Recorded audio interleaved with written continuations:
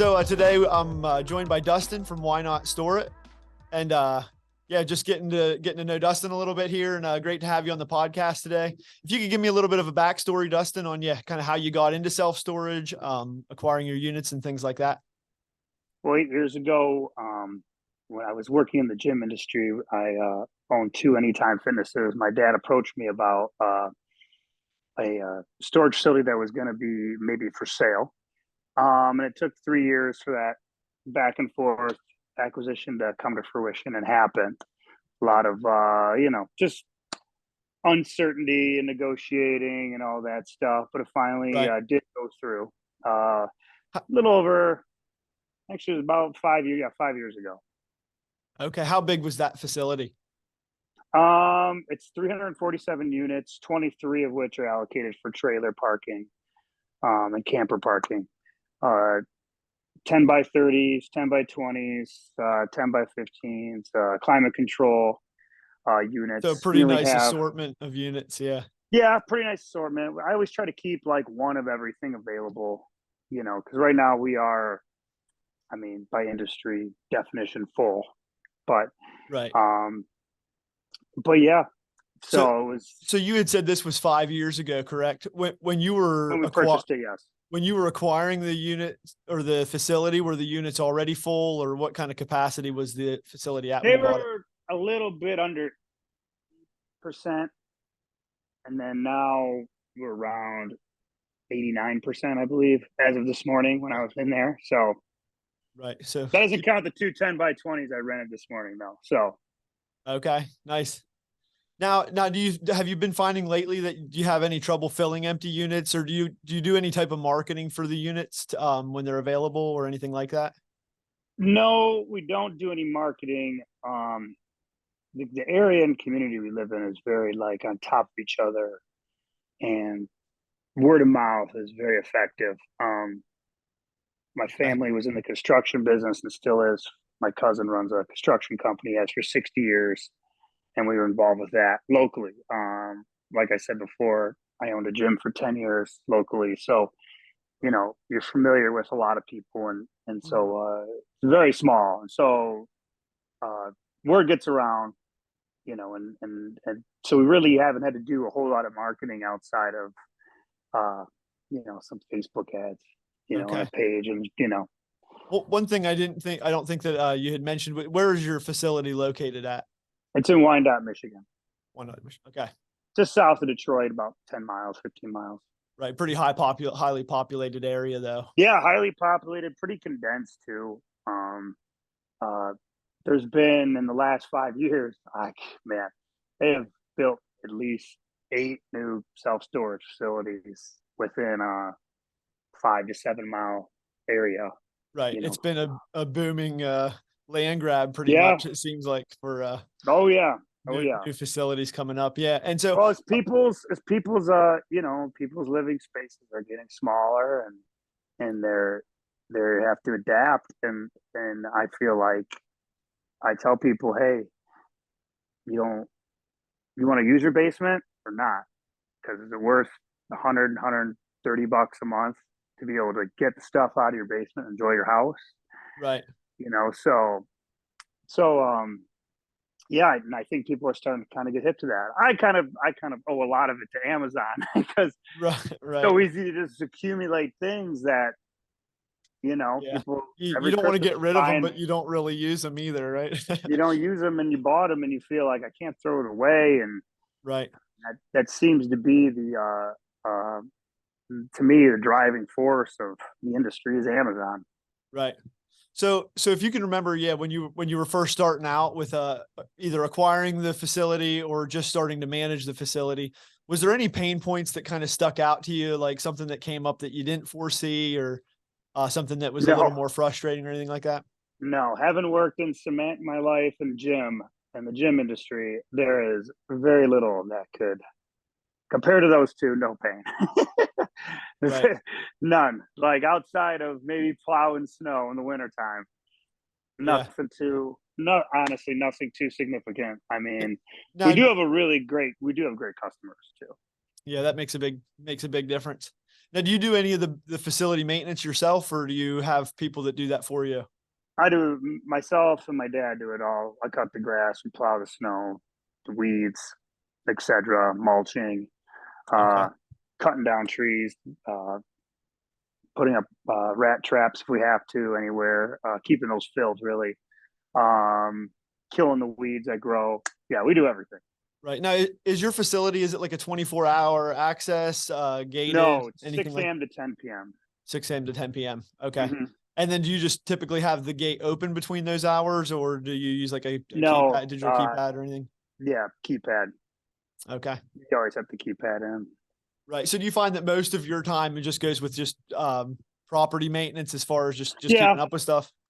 that book work, you know, uh, keeping that in line, my QuickBooks. Um, Other than that, yeah, just I don't have to deal too much with the customers. But yeah, just the main, especially this time of the year, you know, I had to cut Right. the grass this morning, so Yeah. no big deal. Do you have any plans on trying to expand as far as looking to purchase any other facilities, or I'm assuming you probably don't have room to add more, more units into the current location that you're at with it being a heavily populated Um, area. I've thought about kind of eliminating half of like our, at least half of our camper storage, and then putting in like a pod, Mhm. something like that, a climate control type pod even. I've Okay. seen, there's a bunch of different ones that you can get. I've thought Right. about that. Thought about expanding in other properties that we own, kind of construction yard, and some land we have elsewhere. But outside of that, I feel like kind of still learning Mhm. the business a little bit. Right.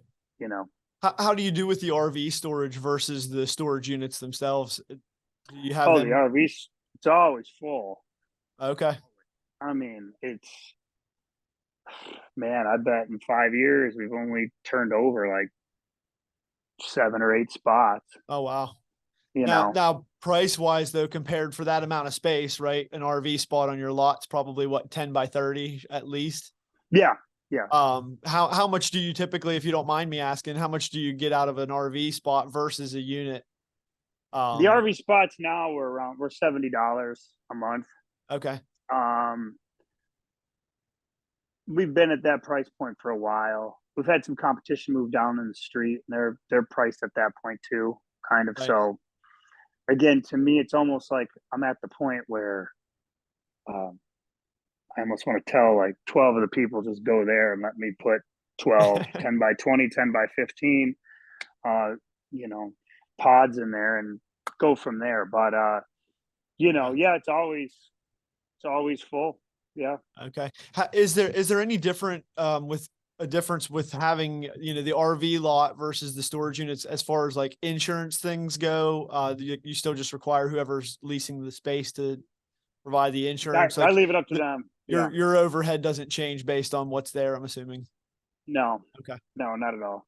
Yeah, I know just locally there's a couple places like that that have the RV storage, inside the gate with the other storage, and I was just kind of curious about that. Yeah, Yeah. like what type of overhead comes with that type of space versus, you're gonna obviously have a little more cost with building a unit or, buying a pod to put there, and then, Yeah. how quick do you recoup that investment? So, yeah, I was just curious on the overhead of that, but as far as your rates, then do you try to stay competitive with what other storage units in the area are charging, or do you go by like if you're full, you do a price increase, or how do you kind of decide when you're going to change your rates? Um, I I keep, pay attention to like what competitors are doing with their rates, and I try to stay in that ballpark. Um, but I don't like to do what like kind of these big box corporate places do is after I get people that come in and say every 6 months they're getting their rate raised $50, $50, $50. After 3 years of being somewhere, they're paying upwards of 250 more than what they signed up for their Wow. spot, and they come over and and and as long as I can be around 90% have something available, at that point is when I kind of start to think about a rate raise, you know. Okay. Right. Um, I get the mentality of doing that, raising it all the time, but I just I prefer like the place being at this capacity. My customers happy. It's less of a headache. They look after the place more. You Right. know, they reciprocate the loyalty, Yeah. and I sleep better at night. You know, Right. so I see Win-win. both sides of it. Yeah, to me, it's yeah, you could do what the competition does as far as that goes. So I kind of look at it as price gouging. You know, I Right. don't see how somebody can be a customer for 3 years and paying $200 more than somebody that just signed up. Right. You Oh, know, and that's always the so frustrating thing about business. I mean, that's a lot like your cell phone plan or your your yeah, TV provider and stuff. Man, they always do that. They gouge you the longer you're with them, and it should almost be the other way. Like you take care of your customers. You don't yeah, try to push them away. But yeah, a lot of people don't understand that. So yeah. No, and so we try to show our loyalty to them, and yeah, we'll probably be doing the. We haven't done a hike in a while, so we're probably going to start initially July 1st. Start with new customers being at our new rate, and at the end of the year, existing customers will probably get a little bump. right. The last time that you did that, did you notice any like turnover in customers, like people leaving No, because of ratings? I had one person complain, and it wasn't. That was it. It wasn't Right. even like a big complaint. Yeah. It's like, how do you justify $10 more? I got to pay Right. taxes. Right. For sure. Yeah. you know, So just with the changes over even, yeah, like the last few years, like you said, 7 or 8 more facilities have opened up, in close proximity to you. What do you kind of feel like the self-storage industry is going to look like in maybe 10 years? well, again, I I have no shame saying I'm still learning, and Yeah. so I almost feel like I think the pods are going to be very popular, but I also think people with living spaces getting smaller, like maybe not where I'm at, but more nationally, like being more like a high end facility where there's lights and electricity. I could, and people renting 500 square feet, 400 square feet just to like maybe just get away, you know, like kind Yeah. of be an outlet from their garage. I could, Mhm. something like that, a high end like type facility. Right. Like, I could see that being a transition a little bit that way. But I mean, as far as like, I think everyone, especially small business owners that don't want a storefront, have a nice little 10 by 20 garage to keep your stuff in and equipment, and Mhm. have two of them and then pay, $300, 350 a month for rent. I mean, that's Yeah. Yeah, I it. did. I mean, I've talked to a decent amount of people now that felt like, the pods are kind of where it's going, and that's kind of, the future of it. It seems like even, locally when I have looked at some different places, they're starting to add a few pods here and there, and Mm-hmm. and so it seemed like, yeah, it was trending that way a little bit. But yeah, I just, with as it seems like a really good investment for everybody, more and more people get into the storage industry, and then more buildings are going to be built. And then like, is there going to be a chance where it's going to be harder to fill your unit because you have 20 competitors, in a 5 mile radius versus, so I think the landscape will change a little bit personally, where we might have to do a better job marketing to fill units and things like that. Um, but I mean, Yeah, I I could definitely see think there's that. still a lot of room for growth within the industry too. Like I don't think it's anywhere near capping yet as far as for, for a new investor or anything like that. Oh no. Oh no, it's not. It's not there yet. No. Um, I think where I'm at, they're kind of there because there really isn't a ton of room Right. to really put anything else, But Yeah. you know, um, like I said, I just think people are starting the smaller living spaces, just promoting people to have to take their stuff out of their living space and move it somewhere else. And, Yeah. if you can get a good deal on something like that, like for 110 bucks, you see the value. The value is, Right. um, For sure. I I know saw, a famous surfer, Kelly Slater, has a bunch of them. He has a good slogan. He says, "Make room for awesome," yeah, and I like nice. that one. I That like is that awesome. Yeah. That's one. Yeah. good. Yeah. I saw like New York, I think the whole state wide has put in a bunch of regulations now too, as far as the permit process, just to get permits to build new facilities. it's like a 2-year process now just to slow down the growth of, people trying Yeah. to build new facilities and stuff. So I think that'll be a little more common too, to where it's going to start taking, in my area, I'm still pretty rural, Pennsylvania, Altoona, Pennsylvania Yeah. area. And so there's still a lot of land, available and a lot of space. Hmm. They haven't done anything like that yet, but I can definitely see that being something, implemented in more states in the near future. But question, yeah, any like horror stories, anything wild that's ever happened, checking units, No, nothing too nothing. exciting? No, just, yeah, nothing at all. I Okay. mean, I I mean, that's kind of what you want probably as the property owner though. yeah, you almost get, you're almost, sometimes you're like, this is too easy, and you kind of get, you almost are like, what am I doing something wrong? And like it's just, you're just not dealing with, a whole bunch of issues like that. I mean, we have maybe 2 auctions a year. Okay. Um, you know, our Oh yeah, that's awesome. our our late, people pay. We After the 10th, they get a $10 late fee. Every day after that, it's $2.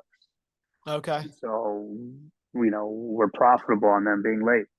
Right. And then, so we're very fair about when we get to that, point where we have to potentially go to auction, and How yeah, long will you let them go delinquent before you would schedule the auction? I Or what's your state legislation like?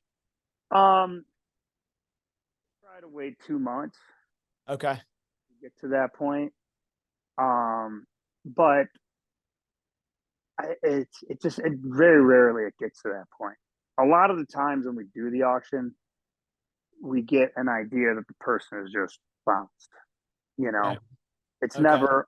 I have not found any hidden treasure Yeah. in a unit. It's been pots, pans, and fishing pools. And clothes. Right. Nothing.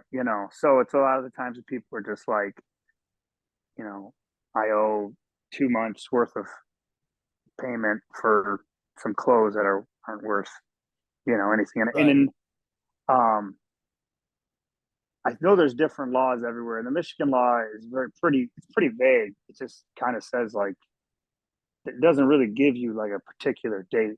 I think it Okay. is, but we just wait 2 months and then send them a letter, and then they Right. don't even respond to that. Well, if we call them, they'll answer and they'll be like, "All right, I'll be up there beforehand." So Yeah. Yeah, I know yeah, it I mean, does I vary, can't it even. does vary a lot because like, well, the 2-month thing seems pretty, I don't know, I wouldn't say across the board, but like in our area, so 60 days after they're late, then we can print, we have to put an article into circulation, We announcing have to that we're gonna, advertise it in some yeah. capacity. We have to advertise it in some capacity. I just advertise it on our website. I think actually Okay. we do have to put it up on a website, Yeah. and I advertise it there, and then I put Yeah. it up on our Facebook page, and um, you know, and Yeah. then that's it. Okay. Yeah, that's nice. But I mean, that's awesome. I mean, that's kind of what you want to hear whenever you're, looking to invest in something, is that it's too Yeah, easy, right? It's an easy investment to make money. yeah, And yeah, I mean, that's you kind of what know, you want. especially So, when something's already, it had its customer base built in. right. It was already built in, and the people we bought it from just kind of wanted to retire, and so that made it a lot easier. I think it is, doing that from, building it from ground zero. Definitely not familiar with, but I could see how that could be pretty challenging, because Yeah. that's going to take some marketing type, maybe door to door footwork, something, going to To initially get filled school up. events Yeah. just to let you know you're there, and just fill it up. Right. But yeah, I mean, our units are not empty long, Yeah. that's for sure. So from an investment standpoint, if I was getting ready to get into, self storage, you have any, one piece of advice or something that you'd give me, something to look out for, or, something, yeah, keep an eye out for when I was looking to invest? Man, have good partners. That's for Okay. sure. I have Yeah. my sister and my dad and my brother. And so my mom's an accountant, so that Okay. helps. And my brother-in-law is an accountant, so Right. that helps a lot too. But yeah, I would say just make sure you have good partners, and have people that it's, it's not, it's not hard work. It's tedious work, out of Right. nowhere, you'll be sitting there for 2 hours doing nothing. Next thing you know, you have a bunch of customers you have to take care of, or, someone moves out, you got to check out the unit. They didn't take everything out, or Right. there is an abandoned unit, or Yeah. so, or a snowstorm, Yeah. those tend to Right. happen. Yeah. And So, within Michigan, yeah, that's pretty yeah, common. we can be there till, we could be there till 1 a.m. sometimes plowing the snow in the past, but uh, again, that's only a few times a year, so it's pretty tolerable. Right. But yeah, just have good partners, you know. All right. Well, awesome. Appreciate your time. And yeah, I look forward to speaking with you again. All right, thanks. We'll see ya. Yep. Have a good day. This podcast episode was brought to you by CC Storage. CC Storage is a property management software that helps you pass the fees of credit card processing onto your customers so you don't pay credit card processing fees ever again. If you enjoyed the podcast, there's a link below where you can fill out a form and be interviewed on the podcast with myself. If that interests you, please click the link below and we'll be in touch. We hope you enjoyed this podcast episode. Don't forget to check back next week for another interview with another self-storage property owner.